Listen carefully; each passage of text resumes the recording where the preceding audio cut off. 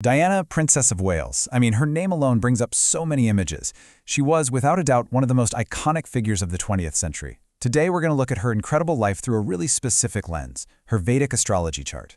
We've drawn from a bunch of detailed astrological analyses to try and understand the cosmic blueprint of her life. So let's explore the celestial map that may have laid out her entire journey.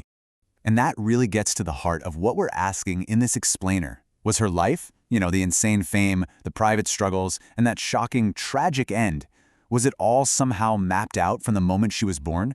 According to these sources, the answer is, well, it's literally woven into the fabric of her horoscope. So, to really get this, the first thing you have to understand is the central conflict that basically defined Diana's entire life. This adored public figure on one hand, and this deeply suffering private woman on the other. And this split, it isn't just a biographical footnote. It's the main tension you can see playing out in her astrological chart. And wow, this slide just lays that conflict out perfectly. On the left, you've got her public power. Astrologers point to Mars being in her 10th house. That's the house of career and public status. And it's in the royal sign of Leo. That placement basically screams kingly status and a major role on the world stage. But then you look at the right side, the private suffering. Her moon, which represents your emotions and your inner world, was in the 4th house of home. But it was sitting right next to Ketu, a planetary influence that's all about loss and detachment.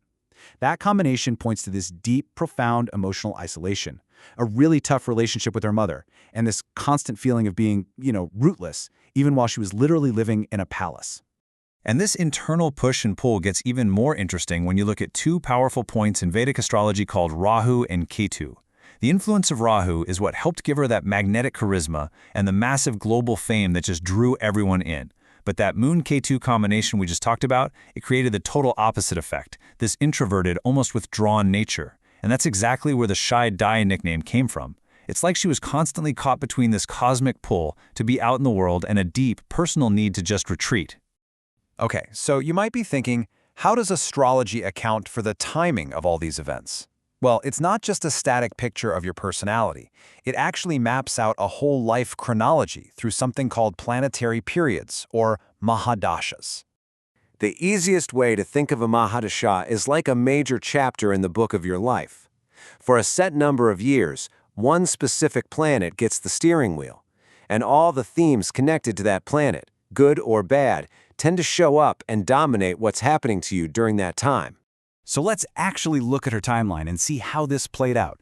From the time she was just 3 years old, Diana was in a Rahu Mahadasha, and Rahu is the planet of, well, chaos and totally unexpected events. And what happened? Her parents' divorce, suddenly meeting Prince Charles, and her explosive, out-of-nowhere rise to global fame. It all fits. Later, during her Jupiter-Venus period, you see this huge expansion in her humanitarian work, tons of travel, all things that reflect the qualities of those two planets. And then, we get to August 1997.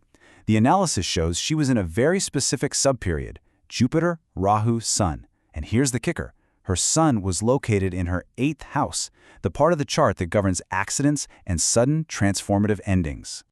And that brings us to the most dramatic and frankly chilling part of this cosmic blueprint. Astrologers argue that her death wasn't just a random event, but the fulfillment of a really complex destiny. They point to what you could almost call an architectural fate that was built right into her chart from birth. Now, what's so fascinating here is how these three parts of her chart are all connected. So you've got the 4th house, which governs things like vehicles. In her chart, it was afflicted, pointing to danger, okay? Then the planet that rules that house, Saturn, was placed in her 3rd house of short trips. So right there, you have a direct astrological link between vehicles and travel. And finally, her 8th house of sudden death held the Sun, which also ruled her 10th house of public status. It created this unbreakable link between her royal fame and a sudden, violent end. Now, to get even more specific about the timing and the nature of this danger, Vedic astrology uses some pretty advanced techniques. Two of these are critical points in the chart called the 22nd Drakarna and the 64th Navamsa. Look, in simple terms, you can think of these as highly sensitive trigger points, like cosmic tripwires. And the planets that rule these specific points are called Marakas, which literally means killers or bringers of death. So, who were the rulers of these killer points in Diana's chart? As you can see right here, the analysis is just chilling. The first one was Venus, the natural indicator for vehicles. The second one was Saturn, the planet of grief, endings, and, you guessed it, also a signifier for vehicles. The overlap here, pointing specifically to a catastrophic event involving a car, is just incredibly precise. And get this, adding another layer to the whole thing, in Vedic astrology, the planet Saturn is said to fully activate and mature in a person's life at age 36. Diana was exactly 36 years old when she died. And as we just saw, Saturn was the planet ruling her houses of travel and a key indicator for vehicles in her chart. But this wasn't just about symbolic interpretation. Some of these astrological models use straight-up mathematical analysis. The Jyotish Longevity Index, for example, is a calculation that showed Diana's life force indicators were actually positive until August 14, 1997, but then on the 15th, they just plunged into what's described as a highly negative zone, hitting their absolute maximum negative value on the very day she died. So, to come back to that big question, was her life written in the stars? From the perspective of these Vedic astrologers, the answer is a profound yes. Her death wasn't seen as some random, tragic accident, but as the fulfillment of an incredibly powerful and complex destiny. Her legacy, which they connect to a planetary placement that means the unconquered, remains a testament to a spirit that can be transformed, but never, ever destroyed.